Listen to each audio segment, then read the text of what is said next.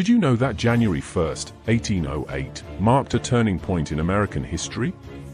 On this day, the United States officially banned the importation of slaves, a decision that sent ripples through the entire nation and beyond.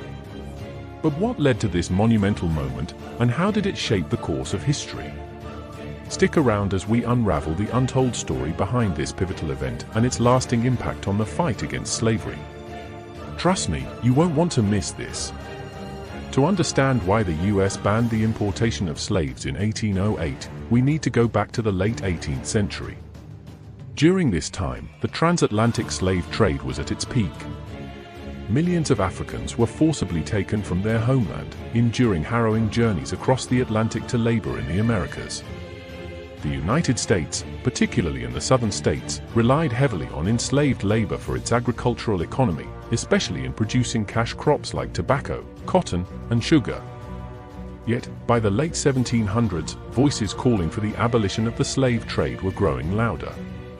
Enlightenment ideals of liberty and equality were gaining traction, and the horrors of slavery were increasingly impossible to ignore. When the U.S. Constitution was drafted in 1787, the Founding Fathers faced a contentious debate over slavery. While some wanted immediate abolition, others, particularly representatives from the southern states, insisted on preserving the institution. The result? A compromise. Article 1, Section 9 of the Constitution allowed Congress to prohibit the importation of slaves, but not before 1808. This clause gave the southern states 2 decades to continue the trade while planting the seeds for eventual restrictions. It was a compromise that reflected the deep divisions within the young nation. As the 20-year deadline approached, abolitionist movements gained momentum. Leaders like Thomas Jefferson, who had complex and contradictory views on slavery, pushed for Congress to take action. In 1807, Congress passed an act to prohibit the importation of slaves, and President Jefferson signed it into law. The act took effect on January 1, 1808.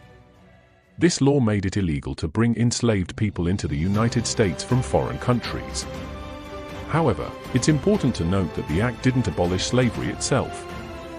Enslaved people already in the US continued to live in bondage, and domestic slave trade flourished. While the law was a significant step, enforcing it proved difficult. Smugglers continued to bring enslaved people into the country illegally, often landing on remote shores to avoid detection. The U.S. Navy's ability to patrol vast coastlines was limited, and corruption among officials sometimes allowed the trade to persist. Despite these challenges, the 1808 ban was a critical moment in the broader abolitionist movement. It signaled a growing recognition that the transatlantic slave trade was morally and politically untenable.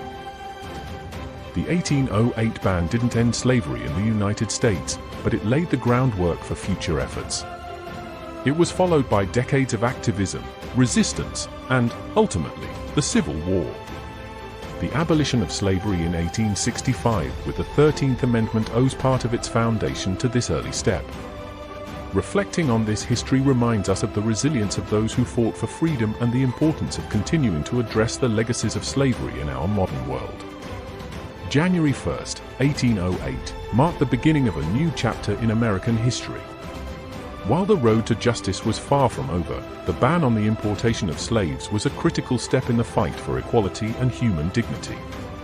If you found this story insightful, don't forget to hit the like button and subscribe to our channel for more untold historical events.